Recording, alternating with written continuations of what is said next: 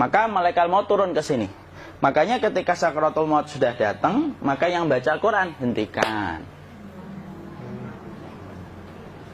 Kenapa? Oh, memang gitu ya.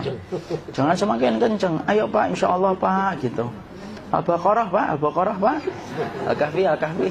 Enggak lah. Yang baca Quran berhenti dulu. Kemudian digantikan dengan kita mentalkin. Antum agak ke sana dikit. Masya Allah ya. Orang yang meninggalnya kooperatif ini.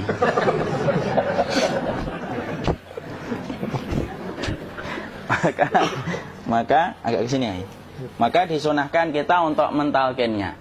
Nanti ketika mentalkin jangan terlalu sering, jangan terlalu membebani. Jangan terlalu sering itu la ilaha illallah, la ilaha illallah. Tidak gitulah. Berat nanti dia ngerasakan. Di situ Imam Qurtubi juga menyampaikan, jangan terlalu sering karena itu memberatkan dadanya. Jadi ketika mentalkin saya sampaikan, boleh diganti atau enggak Ustaz? Enggaklah, talkin itu ibadah. Ibadah itu tauqifiyah. Tauqifiyah itu enggak usah diganti. Karena Rasulullah mengatakan lakinu ala mautakum la ilaha illallah. Talkin orang yang meninggal di antara kalian dengan la ilaha illallah. Enggak usah diganti Allah Ustaz yang lebih singkat, lebih pendek. Tidak usah. Subhanallah Ustaz, tidak usah. Kenapa? Karena talqin sudah ditetapkan ucapannya oleh Nabi, begitulah kita mencontohnya. Jadi tidak usah diganti. Cara mentalqin, jadi kalau keadaan sudah tenang, tolong kalau sudah sakaratul maut jangan ditinggalkan. Karena sesungguhnya pertempuran setan itu pada detik-detik kematian semacam ini. Dan betul-betul berusaha untuk menjadikan dia murtad. Nanti makanya di situ di buku nanti dibahas kan, pertempuran setan itu sampai detik-detik orang mau mati itu sudah ayo kufur, murtad aja tuh, kamu sakit kan? Nah, itu kayak gitu. Makanya jangan ditinggal. Capek gitu kok nggak meninggal gitu ya. Udah gantian mas. Dan jangan kemudian meninggalkannya. Mangkat dulu gitu. Tidaklah, janganlah. Terus ditampingi terus. Kalau bisa ya sudahlah, berikan waktunya kita untuk sementara waktu itu betul-betul berkhidmah kepada orang yang kita cintai terakhir kalinya. Cara kita kemudian mentalkin adalah, yaitu adalah di sebelah kanannya la ilaha illallah. Biarkan dia mencerna dulu, tidak usah buru-buru kemudian kita langsung nimpali lagi. Dia mencerna dulu sembari kita doakan, peluk, ya Allah dimudahkan gitu. Kalau ada orang yang bisa ngucapin la ilaha illallah itu siapa yang memberikan itu Ustaz? Yang memberikan kekuatan Allah Pak.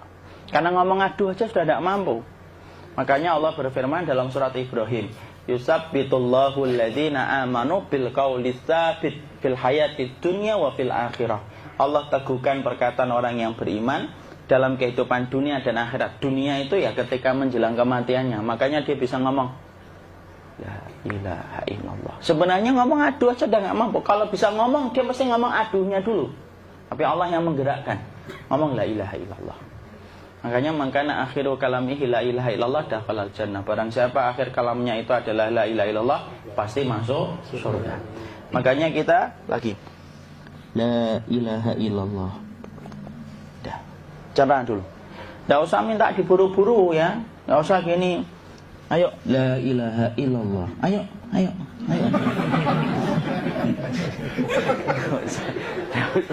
Enggak usah gitu. Ya, biarkan dia pelan-pelan gitu. Ayo tapak, ya Allah capek saya Pak. Enggak usah gitu. Ya, ucapkan la ilaha illallah. Kemudian dia mencerna. Lalu kalau dia sudah mengatakan, untuk mengatakan la ilaha illallah. Nah, kalau sudah mengatakan la ilaha illallah, berarti sudah. Tidak usah ditalkin lagi, tidak usah. Belum meninggal juga Ustaz? Tidak apa-apa, biarin aja. Dia di situ aja. Kecuali dia ngomong lagi dan gak usah diajak ngomong alhamdulillah ya Pak, ya Allah gitu. Terus dia jawab alhamdulillah ya. Itu berarti ucapan terakhirnya alhamdulillah. Atau ketika habis ditalkin la ilaha illallah, dia ngelihat air. Nah, itu berarti ucapan terakhirnya air. Talkin lagi. Nggak usah marah. Aduh Pak minta air.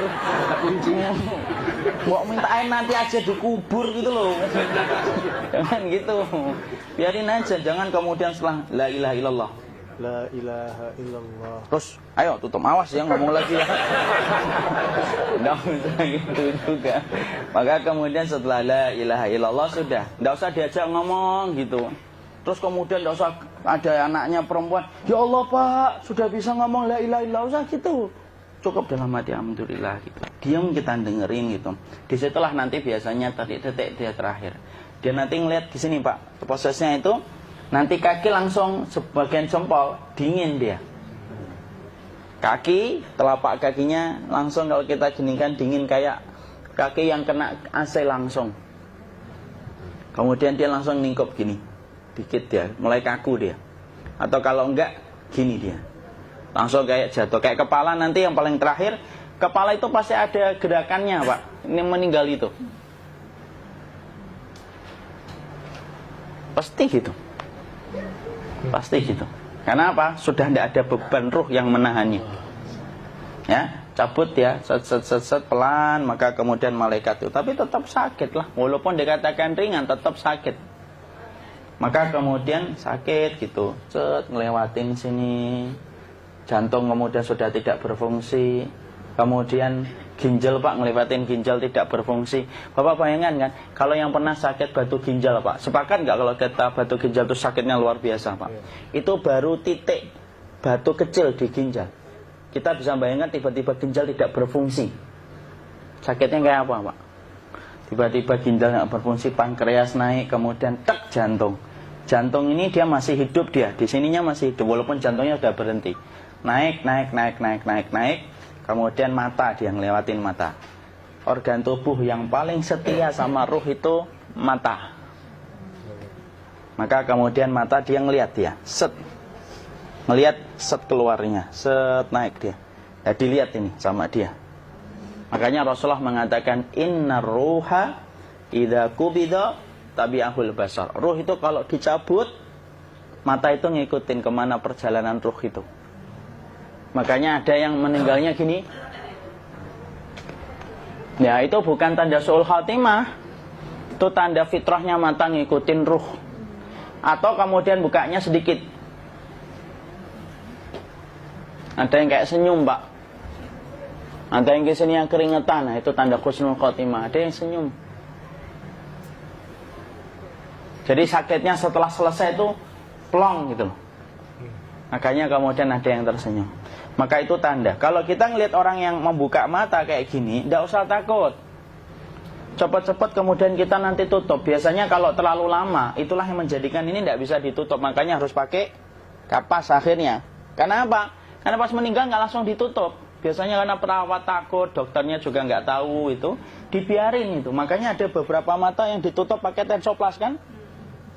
Sebenarnya kalau langsung bisa nutup dia, fitrahnya nutup mata itu.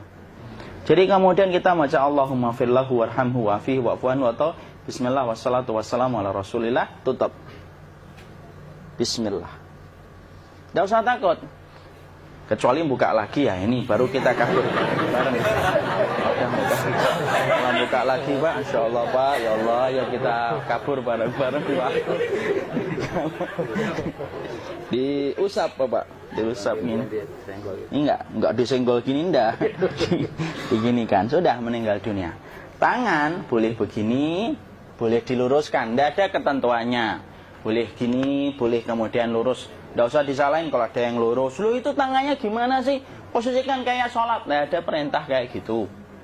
Jadi kemudian dikondisikan saja. Terus maka kemudian dipijit-pijit, akiknya dikeluarin. Kemudian jamnya dilepas, gigi palsunya dilepas kalau ada, ya. Kemudian apa setelah itu? Coba buku.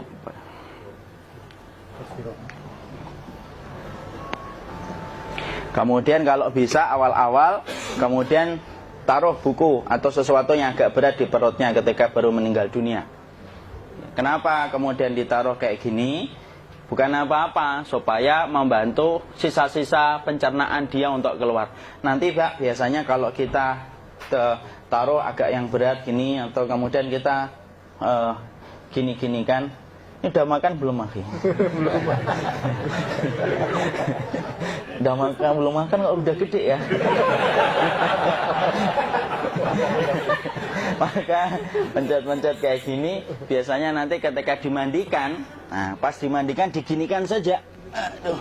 Nah ini dia sudah keluar di belakang, dia gini. Terus nanti keluar dia. Nah ini keluar langsung di belakangnya. Dan memperlakukan orang kalau sudah meninggal dunia itu yang lembut gitu. Kenapa? Inna kasra admil mayyiti kakasri admil hayyi. Mematahkan tulangnya ketika orang sudah meninggal dunia itu lebih dia rasakan sakit ketika mati daripada ketika masih hidup. Tuh Islam itu sampai sama orang mukmin itu kalau sudah meninggal aja sampai selembut itu. Kok hidup kasar itu kebangetan dia jadi orang itu. Mau sampai orang mati itu kemudian disuruh yang lembut. Kalau ada aib disuruh nutup, tidak boleh diceritain. Misalkan di belakangnya beliau ini ada tompel, gagah-gagah tompelnya gede gitu. Tidak boleh cerita, Masya Allah loh. Sampai segitunya sunnah itu ngajarin kita untuk nutup aib. Kalau ada orang belajar sunnah sukanya buka aib, nyari-nyari kesalahan orang. Sunnah yang mana dia pelajari itu saya bingung. Makanya kemudian gini, setelah selesai maka kemudian tutup dengan kain. Maaf ya, ya. Ya.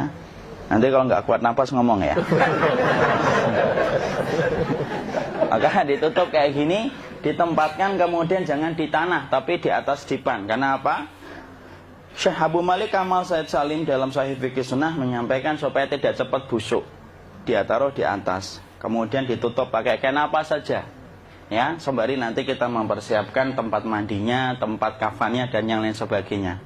Maka kemudian kalau ada yang datang boleh dibuka. Kemudian kita mencium ininya apa?